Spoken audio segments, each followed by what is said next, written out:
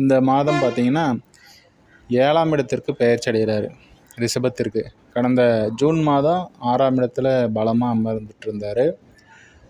உடம்பு ரீதியிலும் மன ரீதியிலும் ஒரு தெளிவான அமைப்பு இருந்தது. வேலையில் நல்ல ஒரு முன்னேற்றமான அமைப்பு அதெல்லாமே இருந்தது.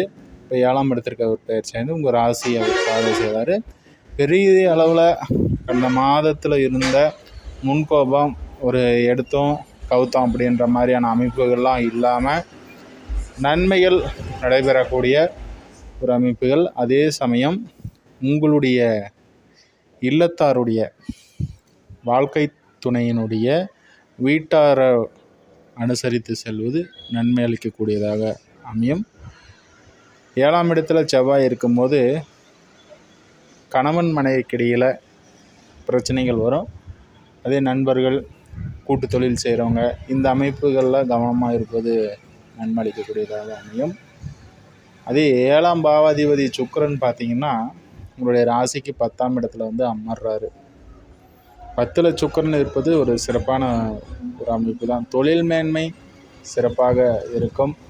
வெளிதூரத்தில் இருப்பவர்களுக்கு தொழில் வளர்ச்சி ஏற்படக்கூடிய அமைப்பு. பொதுவாகவே உங்கள் ராசிக்கு பாக்கியஸ்தானம் கடகத்தில் இப்போது குரு வந்து அமர்ந்திருப்பது ஒரு சிறப்பான அமைப்பு தான். அவர் வந்து 5ஆம் பார்வையாக உங்கள் ராசியை பார்வை செஞ்சிடுறாரு. ஒரு எதுலேயுமே ஒரு தெளிவான ஒரு சிந்தனை, தெளிவான மனப்பாக்கு. இங்கே உங்களுடைய ராசியை செவ்வாய் பார்த்தாலும் கூட இப்போ குருவினுடைய பார்வை சிறப்பான பார்வை இல்லையா? அந்த வகையில் பார்க்கும்போது ஒரு நன்மைகள் அதிகமாக நடைபெறக்கூடிய ஒரு அமைப்பு. அதே போல் 8ஆம் தேதிக்கு மேலே புதன் 8ஆம் இடத்திலே வக்ர அஸ்தங்கம் பெற்று அமர்றாரு. அந்த அமைப்பு பார்க்கும்போது எதிர்த்தன்மையுள்ள 8ஆம் பாவாதிபதி வளர்க்குறாரு. வழக்கு சார்ந்த விஷயங்களில் கவனம், சொத்து சார்ந்த விஷயத்தில் கவனம். ஒரு ராசியை குரு பார்க்கும்போது எதையும் சமாளித்து மேலே வரக்கூடிய ஒரு அமைப்பும் கண்டிப்பாக இருக்குது. அதே போல் இங்கே சூரியன் 17ஆம் தேதி வரைக்கும் 8ஆம் இடத்தில் அமர்றாரு. தொழிலாளிகளிலும் தொழில் செய்யக்கூடிய விஷயங்களிலும் 17ஆம் தேதிக்கு மேலே முடிவுகள் எடுப்பது சிறப்பான நன்மை தரும். அதே போல் உங்களுடைய ராசிக்கு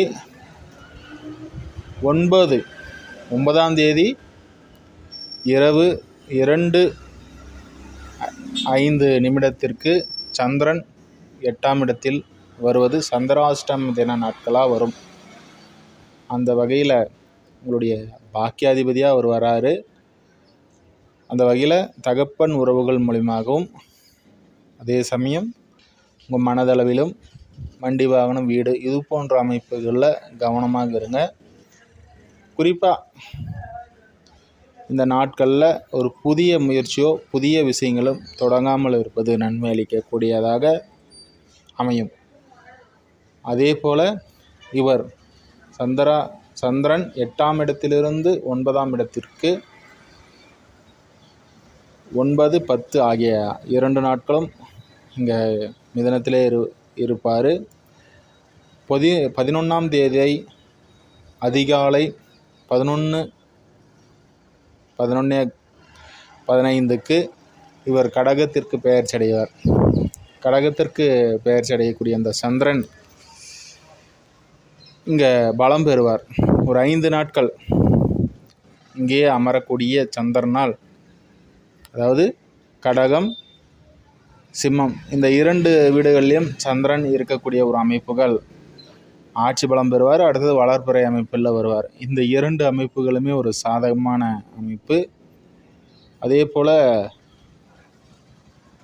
13, 14, 15 இந்த 3 தேதிகளிலும் சந்திரன் சூரியன் பரிவர்த்தனை அமைப்பும் பெறக்கூடிய ஒரு அமைப்புகளில் ஒரு நல்ல ஒரு முன்னேற்றம், தெய்வ அருள், தகப்பன் சொத்து விஷயங்களில் முன்னேற்றம், தொழில் விஷயங்களில் லாபகரமான அமைப்பு, இதெல்லாமே உண்டாகக்கூடிய ஒரு நல்ல அமைப்புகளும் இருக்குது.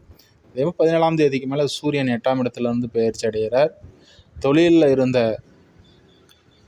ஒரு முன்னேற்றம் இல்லாத அமைப்பு இப்போது மாறி நன்மைகள் ஏற்படக்கூடிய ஒரு அமைப்பு. அதே போல் 5ஆம் இடத்தில் இருக்கக்கூடிய சனியை குரு பார்க்குறாரு.